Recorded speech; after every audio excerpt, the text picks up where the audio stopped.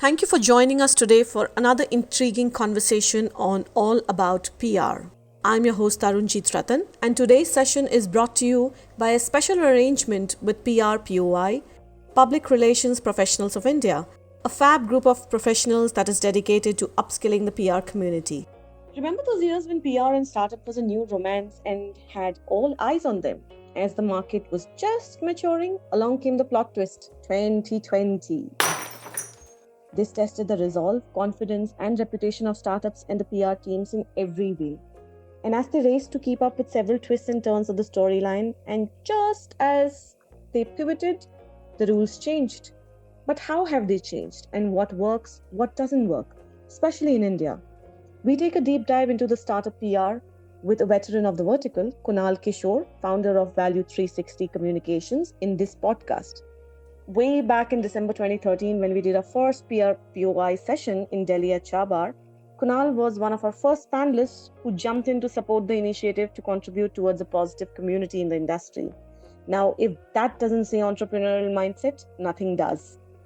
Kunal is a self-motivated leader and drives the organization towards excellence. And he started his entrepreneurial innings with his PR venture in 2007. He's led PR campaigns for many international brands for over a decade in the industry before he did that. Proactive in championing concepts like digitization, artificial intelligence, robotics, and more, Kunal envisages transforming the communication industry and bringing in a revolution in terms of the way it operates. His work on some of the Indian unicorns since the day of their inception speaks volumes about his determination to create stories that are most heard and remembered. So let's add him on. So, hi Kunal, welcome to the podcast.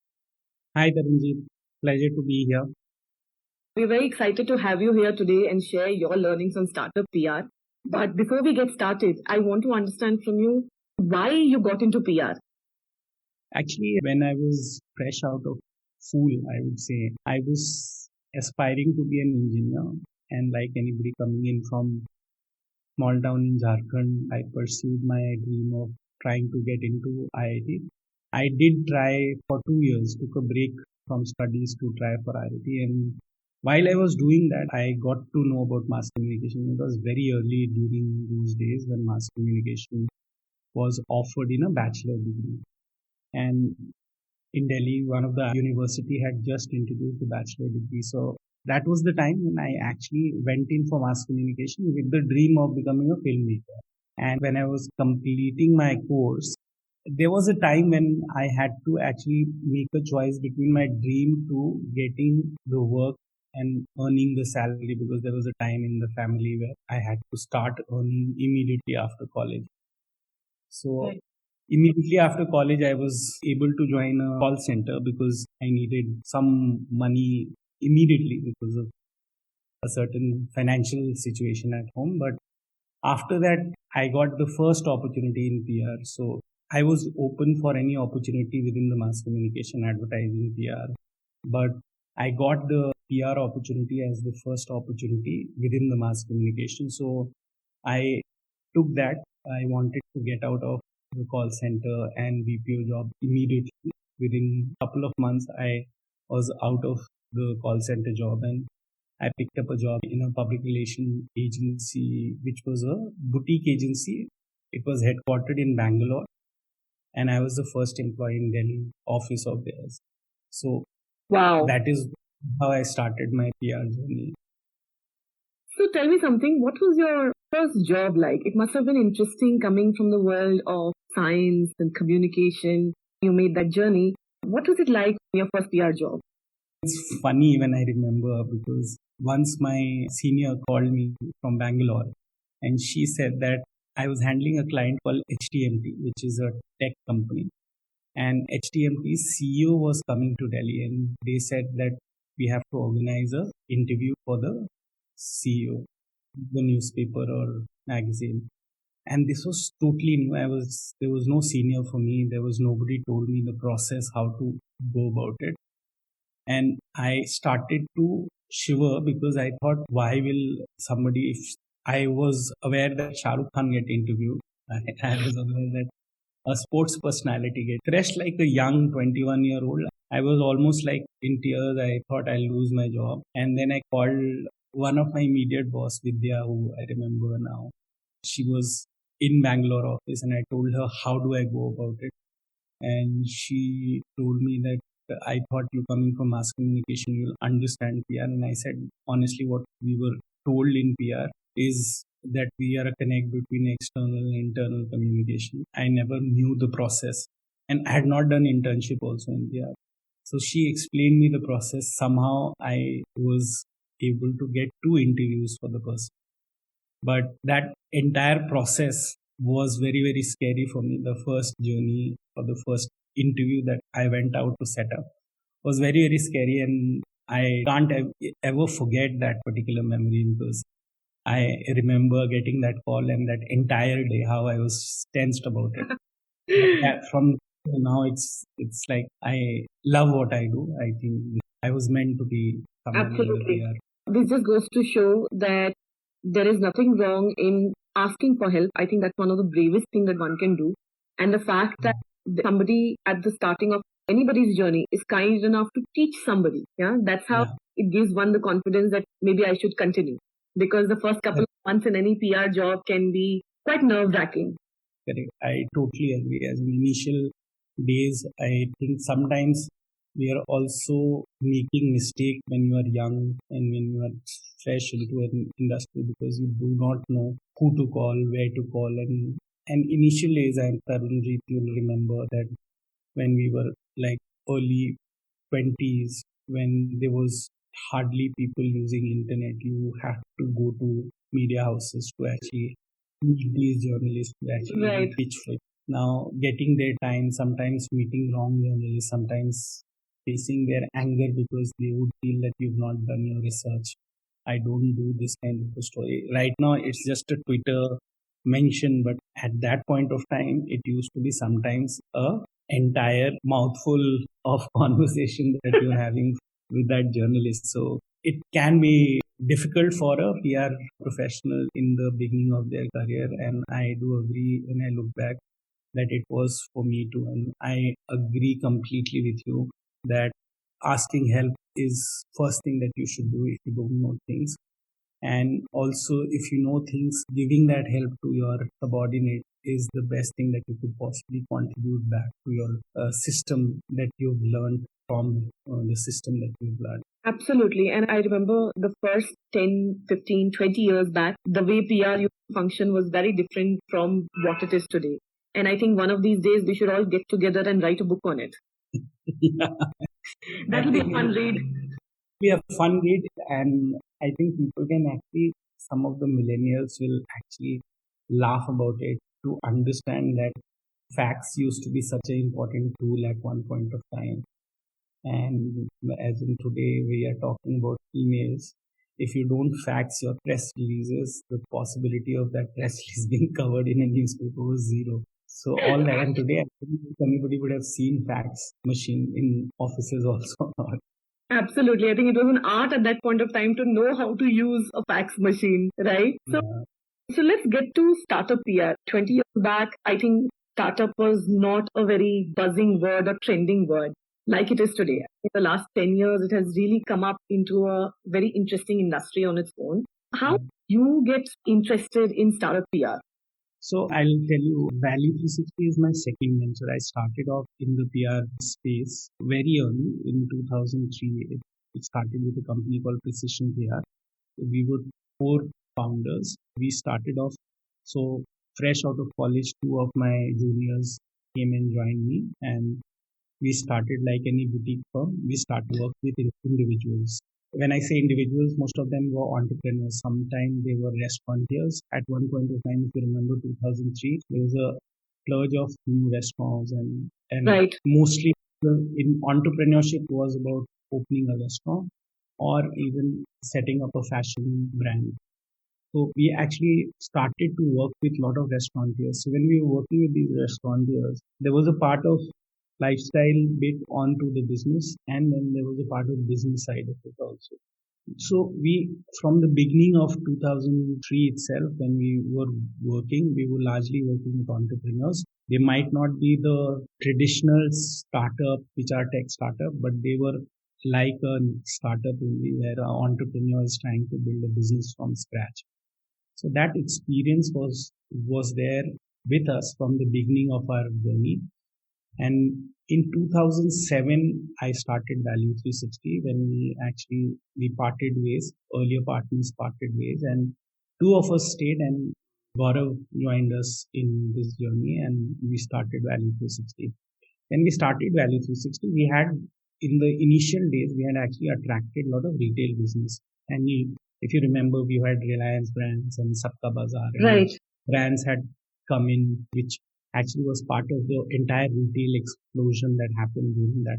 And then your entire economic slowdown happened, and you had no option but to actually work on those brands that were coming your way. And I mentioned earlier also in a few of my other sessions that as a part of compulsion, we started to pick up these companies that we were not even sure that we will be able to do justice in terms of PR, deliver anything to them.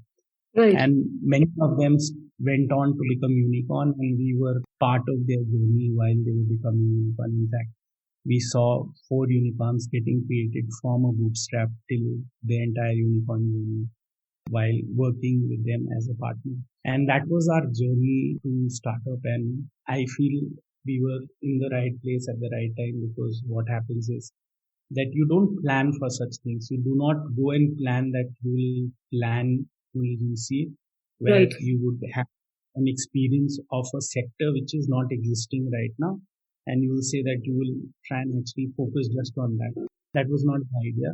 We started to get a lot of recommendations to businesses, and we started to focus there. And that entire journey was full of learning, because I would not say that individually it was just about us being able to add value to these businesses in terms of communication. I think all these businesses added a lot of value to us in terms of learning the entire process of startup PR, because the founder themselves were actually involved in communication. So many a times we have this debate that when would a communication person get a seat on the board, get a board seat? And I Right. do agree that change it could possibly bring, because wherever there is a CEO or the founder himself involved aggressively in communication, you see the changes, you see the differences is stark, because a founder or a business head has a view about their business at a macro level, because they have a short-term objective also and they have a long-term objective also. They understand that what is my immediate goal and what are my long-term goals. Sometimes this view is not possible to have by the communication team, because communication team is trying to work on the current delivery and current objective. And definitely sometimes the vision of the founder is totally not translated to the entire department from top to bottom. So Right. when you're working directly with these founders, you actually have the view and you're able to actually plan things which can add value to their business. So that is the beginning that I would say that we started off with Snapdeal as first startup. And it did went on to become a unicorn. After Snapdeal, Kunal himself had invested in Urban Company, so he recommended us to Urban Company, went on to become Urban Plan. Then Right. Nexus Ventures, the investor in Snapdeal, and they had investment in Practo as well. So there was a recommendation there. So we went on to handle Practo. So basically, we started to handle many businesses which are household name today, and we actually build it from the ground up. We started to build the story on what they are doing, what they're trying Right. to disrupt, how it is adding value to the ecosystem, what are the different trade partners that they are working with, looking at value addition that they are bringing in trade partners. Sometimes even consumer behavior change, why consumers should adopt process or a system like that. Sometimes making a relevant stories. So from Snapdeal, I can go on to give example like Snapdeal when they were looking at firing merchants. That you mentioned this because it seems that there was a exchange of value from both client and agency. And you're right when you mentioned that getting a seat at the board in the boardroom is not a very difficult task when founders are involved in it. But it's important that you mentioned because you have been a startup yourself, right, in the PR industry. Before we move forward and understand what startups need and what is the PR vertical need, as an entrepreneur in the PR vertical, can you share with us your top 3 learnings as an entrepreneur? So for me, most important was that I need to actually have a monthly revenue, because if we are looking at today, whatever revenue we are at today, we need to keep working so that we never, in our case, I'm trying to do something. In our case, if I'm sitting at a certain revenue, we have to maintain that revenue. And in the and you're always worried to maintain that revenue. And when you're worried to maintain that revenue, add new business, which brings in incremental value for you. So one is that incremental value, you have to work on a monthly incremental value creation of your business. Second, you need to solve the discovery problem of your business. Right. So how people will discover you? Because any business is all about discovery, and that for discovery you need to actually bring, one is that you need to create visibility for your own organization, create visibility, not only to get business, to also attract talent. So discovery is another thing that is very, very critical. It goes on with any business. Today, Right. if you open up a shop also, how will people discover that shop is very, very, so discovery about your services and business is very critical. And third was that actually when you're an entrepreneur, you have to groom your own talent. And today we are very happy that most of our talent in the top management, only one person is from outside. Otherwise, all our senior talent are people who started their career with us and for the last 10 to 12 years are with us now. So grooming your own talent, for solving discovery problem, and always looking for incremental revenue are the 3 things that one has to take it as an important factor when you're actually looking at PR as a business side of it. If you're looking at PR as a service side of it, you can Right. focus on quality delivery and otherwise. But when you're looking at business side of it, discovery and incremental value becomes very, very big. Absolutely. I think these learnings hold true across every industry. As a startup, when you take up a startup, there is always a 50-50 chance that it will succeed or it will fail. PR, a professional, is also taking a huge risk when they pick up a startup to work with. So, according to you, how important the role does PR play in the startup world to make sure that it succeeds? I feel that a combination of multiple factors goes on to make a success story. And Right. PR is one of those important factors, I would say. When you're building partnership and when you're actually creating business and brand, you would have to, discovery is one of the big part that PR solves. Right.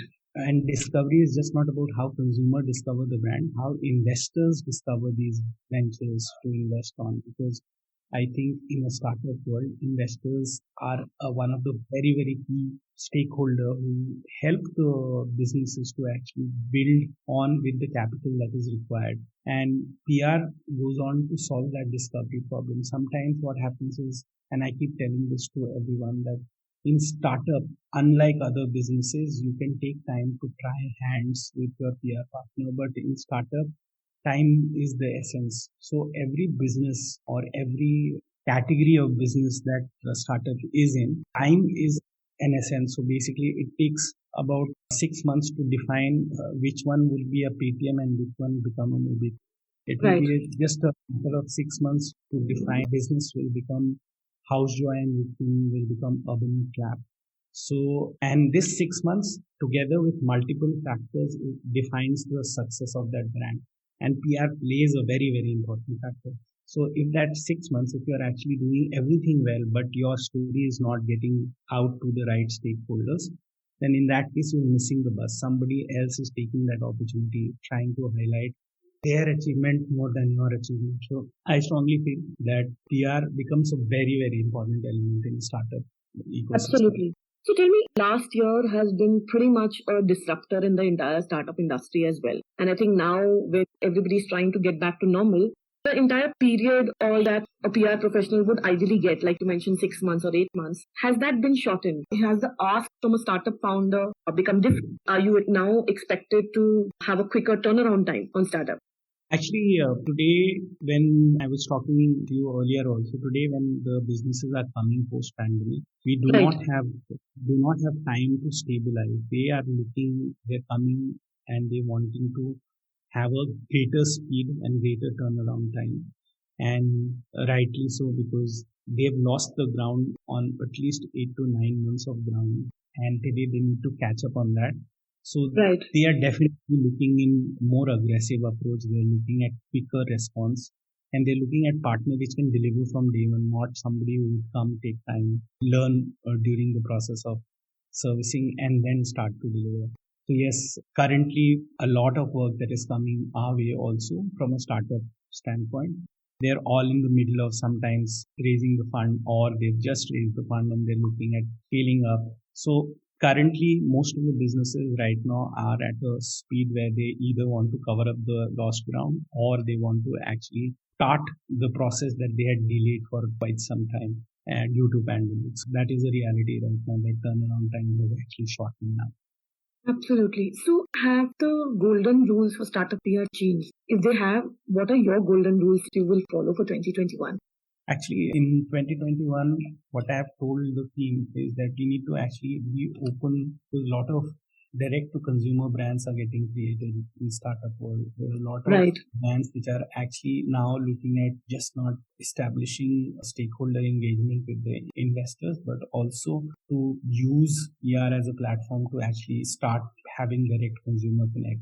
Integrated communication approach is going to be the go-to market approach that every startup will be looking at. And if you are unable Right. to actually deliver on that, then you might be working on those startups for 3 to 6 months, but you would lose the ground. They would go somewhere else because you might be doing brilliant work with them or building their corporate image. But when it comes to actual consumer outreach, you are unable to add that value. And these startups right now, when they are actually using their fund wisely and they're looking for service provider who can actually add to the integrated approach rather than just unidirectional approach.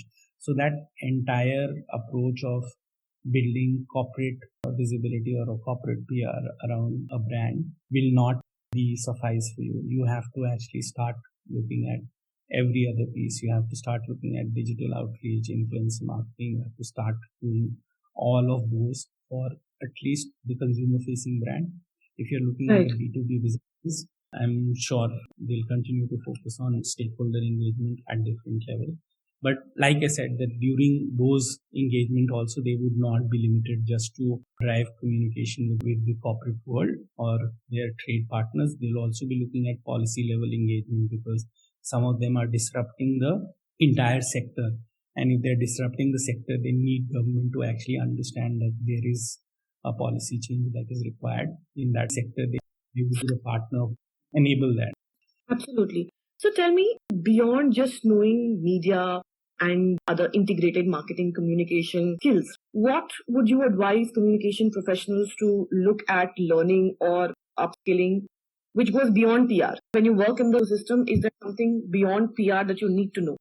So to answer this question, I'm right now just preparing my annual presentation for need of our team for our own team. And I was trying to actually look at several aspects, look back and see that where all we have actually looked at outsourcing or looking at some talent from outside to work on. And we realized that data is going to play an important role in times to come. So I am not saying that you suddenly become a mathematician and start to entangle the data, but you need to have an understanding on how data access and data points can be utilized for your own good.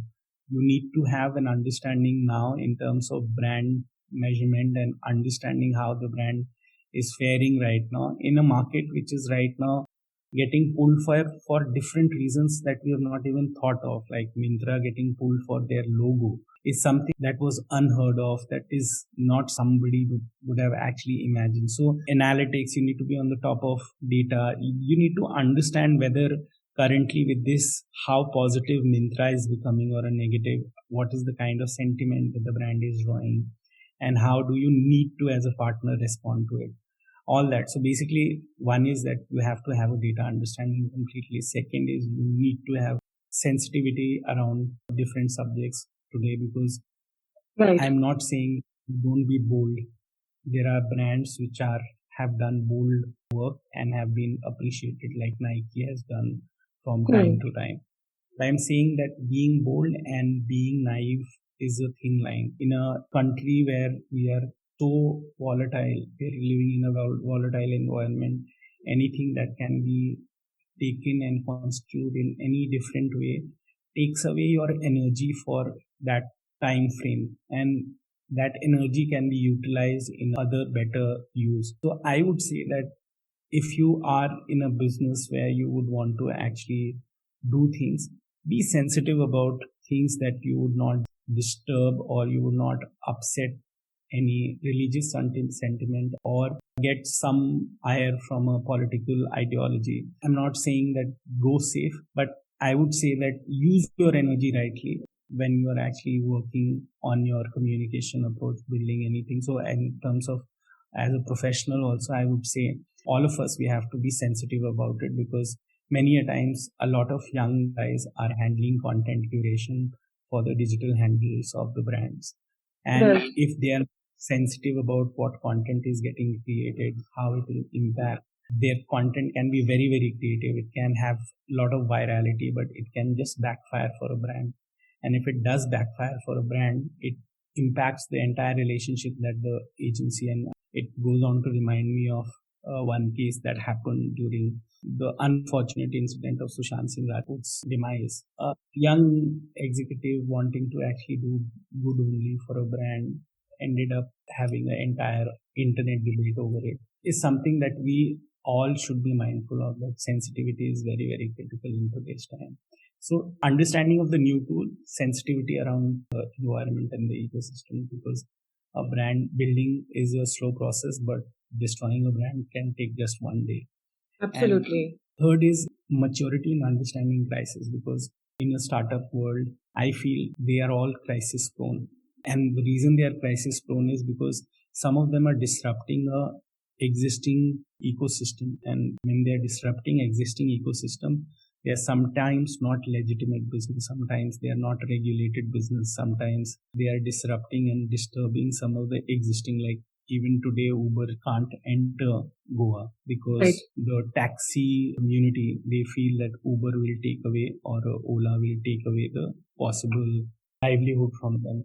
So all that possibility of crisis has to be, so an understanding of crisis handling is also very, very critical in the startup world. You pick up all these Ubers, Olas, and you speak to anybody who's handled such brands. The big part of their PR handling is crisis management. So that is also very, Absolutely. very. So the startup media landscape has also changed in the last 12 months. Do you think this will impact deliverables, or will this give rise to innovation in the PR industry? Innovation in a big way. I think owned content is going to take a big play now. And we are seeing that while there is different media has shrunk in terms of startup, this thing like sometimes have actually reduced the entire pages that they had actually dedicated to startup. But new media and new platforms are opening up. You have new tools, like you have podcast and you have webinars, which is giving you opportunity to create more content and more conversation around the brand. So innovation is going to be a key driver. Even the businesses are understanding it. Wonderful. So how have you as an agency innovated to close this gap? So if you'll ask me today, we're already working on multiple tech interventions. When we are actually building, last year we launched Clan Connect, which was an AI-driven influencer marketing platform. Wonderful. Which is driving data-enabled choices for selection of influencer and then connecting with them. So it's like a marketplace for brands and influencer to connect over any particular campaign. And going forward, we are going to every 6 months, there are multiple tech interventions that we are bringing in on the content curation and on the entire research and analysis. So at the business side of it, I'm very, very focused in terms of investing on tech, because that is going to be the big play in the times to come. And I'm very, very fearful about the success of any business. And if I say that today I'm slightly also successful, I want to be relevant for tomorrow. So there are agencies who have to invest in terms of understanding these new age tech. You do not necessarily have to innovate in building those tech. Sometimes you have so many tools available, like you have a lot of web tools that are available to actually Right. enable different kind of research. So I think understanding of that is very, very critical. As you speak, as in to answer your question, we are investing in technology, we are investing in new tools that are available, and we are also investing in upskilling the team to understand this. I'm not expecting my team to do all those aspect of skill or delivery, but they should understand at the senior level, they should understand an entire integrated approach of communication so that they can get delivery from the different skill sets or different people who have those skill sets. So how have you innovated to close the gap? Actually, at an agency level, I can talk about current innovation that we have done is a new platform that we've launched, Clan Connect. We are working on Clan Connect for 2 years now, and it is a AI-enabled tech platform which enables businesses to actually interact and connect with the influencer basis different data points. So today, in the Wonderful. current, yeah, in the current form, if you look at the influencer marketing space, mostly the brands are engaging with the influencer with the recommendation by the agency. And the agency recommendation is also coming on to some dead data that Excel sheet has number of followers and engagement of an influencer. And using that, these recommendations are made. We are making it very, very scientific where machine is trying to actually use the intelligence of different needs of a campaign, and then they are actually recommending people. So we are solving the entire discovery of influencer, entire management of the influencer campaign, and also review measurement of the influencer campaign on one single platform. So it's an end-to-end platform to enable brands, agencies to actually come and work with the influencers and have an entire suite to manage it on to a single platform. That's wonderful. I'm glad that you bring up measurement at this point of time. I want to understand from you, how has the measurement matrix for startups also changed? And how do you personally look at marking success with a startup? So actually, startups pushed us to actually look at measurement in a different way very early. So I'm talking about 2013, 14, all the tech online companies, they had introduced us to Google Analytics team of their business. And we used to map all our PR visibility that we were creating with the brand, how Right. it is actually impacting on the brand searches on to the digital platform. So we used to actually analyze and then review what is impacting better for the brand. And we used to go to a level where we used to see that if there are searches, brand searches that are happening, how these searches are responding to our website, what is the bounce rate, how they are actually now capturing in terms of their time spent. And then together with the founders, we used to focus just our energies just on things that used to actually deliver value to them in terms of business.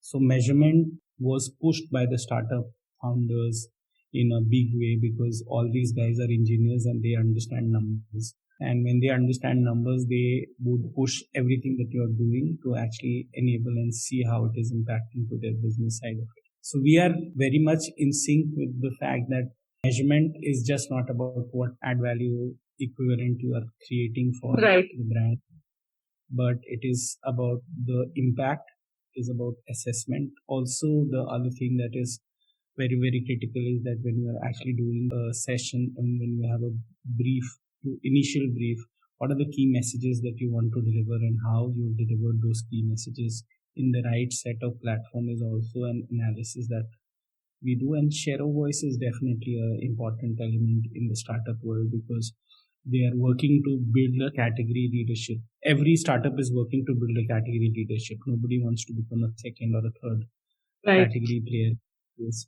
So for them, share of voice becomes a very, very critical thing, and how they are actually leading the entire conversation on the category. So that again becomes an important element for measurement. So from a measurement standpoint, I think startup world is doing much better than a more evolved brand or businesses. And I think today you have brilliant tools that enables you to do right measurement. You have people like Right. Water, you have people like Impact, providing you good tools to actually enable good measurement for your output that you're producing.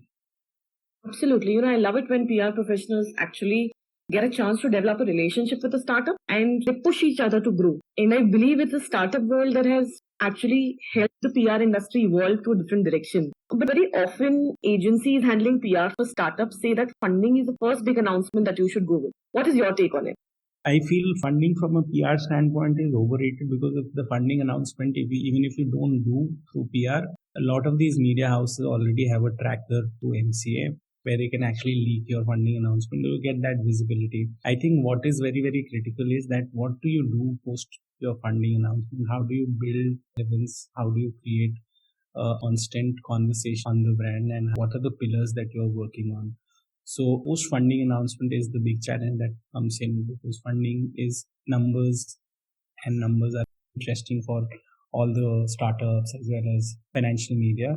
But beyond numbers, when you start to actually delve on the day-to-day businesses, having internal assessment and doing internal digging for right kind of visibility is very important. I would want to drive one example here so that it brings context for people.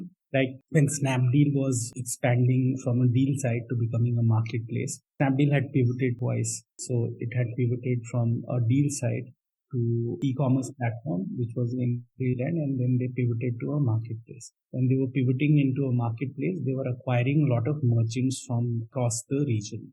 And our target at that point of time is to get the merchants attracted to Snapdeal. Now, that was the brief that we had. And then we said that what would attract a merchant is the success story of a, say, other merchant. So we started to work with their business team and we said that can you actually map the business growth of any of your merchant? And if it is an attractive business growth, then you please let us know. So they told us multiple examples. So one of the example was one of the merchant who's a sari seller. Largely he used to sell before getting onto marketplace, used to sell monthly revenue of 20 lakhs by selling sari. We got to know that by coming on Snapdeal, their revenue went up to 65 lakhs. So we were able to drive an entire story on how a startup is helping micro entrepreneurs to grow their business. That was a national story. We took that into a regional story as well, where we built this story on how Snapdeal has enabled a seller to expand to pan-India market. Now, what happens is that the other guys who would read this story would see this as an opportunity, business opportunity for them, and they would like to sign up with Snapdeal. So every PR story that you are actually doing, how it is adding and contributing to the business objective of that particular brand is very, very critical. So at that point of time, Snapdeal was acquiring merchants. We looked at a merchant story, build success story around the merchant story, and we were able to actually add value to the entire process of Snapdeal acquiring merchants. And that is what I'm saying, that while the funding is big part, but understand that there is a huge disruption that is happening. Sure, you would remember, this was not our client, but Uber did a story around a driver making 1 lakh per month. Or there was one story where Uber did a story on entrepreneur from Hyderabad becoming a Uber driver to fund his startup. Now, all these stories were built to, one, create excitement around the possibility of business with Uber, and second, respect around the job of being a driver. Now, all these stories are elements of PR that you need to build, and this is not funding. This is real key stories that you bring in from these startups that you could actually build on and create the right value add for their business requirement. So that would be my input, that funding is overrated. Look out for meaningful stories that you could drive and build brand resonance for different stakeholders. Absolutely. So my last two questions, if you can give me quick answers to that, would be wonderful. Top skills for PR professionals to develop if they want to take up the vertical this year. Understanding of research, analysis, data understanding, social sensitivity, and sector understanding, the sector that you would be working. So on the skills, these would be, and definitely I'm not taking digital part because I think digital is a must have now. It should not be a value add or a skill now. Absolutely. Your advice for PR agency owners in this vertical? Invest on attracting talent from not just the industry, but I think across industry, because there are some talented pool that can bring in a right value system into an organization. So you are telling me talent is one of the biggest things that agency owners need to invest in beyond technology? Yes. I think technology, you do not need to personally invest. You have available tools also that you can use and license. But talent is something that you have to really invest on. And going forward, we are personally investing in terms of getting talent. And we're not looking at PR industry now. We're looking at people coming in from different aspects. Like we're looking at somebody coming in from actually a digital agency side of it and not somebody from a PR industry, a digital experience. We're looking for someone who's actually working on a media buying space to understand the entire media buying this thing, because buying is going to become a new normal for the PR industry. So all that you need to actually start expanding and building your cross function hiring, and definitely as in groom your own talent, which is very, very critical, and upskill them for making them relevant. Like I would say that imagine, Tarunjit, if you have invested on one of your talent and that person is key resource in your organization today, Right. but you're not upskilling that person for the new normal, which is taking to the new tool, understanding the new way of communication. Then suddenly your most expensive, your most invested resource become irrelevant in times to come. And that is very, very critical. So upskilling your current resource pool to make them relevant for tomorrow is also very, very critical today. And things are changing very, very quickly. Like we are adapting. And I think what happens is at senior level, Tarunjit, you have taken on to podcast, creating your own content, building understanding of the content from different platforms naturally, but don't expect your subordinates to actually catch it on their own, because they're busy doing everyday job of client. For you need to invest in terms of helping them to upskill and make them relevant, because you can't get your best resource be irrelevant in times to come. I think there's a very valid advice that will hold PR agency owners in good stead throughout their stint as an entrepreneur. So thank you so much, Kunal, for being on our podcast today. Really appreciate you taking all the time to speak to us today. Thank you, Tarun. It was a pleasure speaking to you. Thank you for joining us today, and we will see you next Saturday for another interesting conversation on PR and communication on All About PR.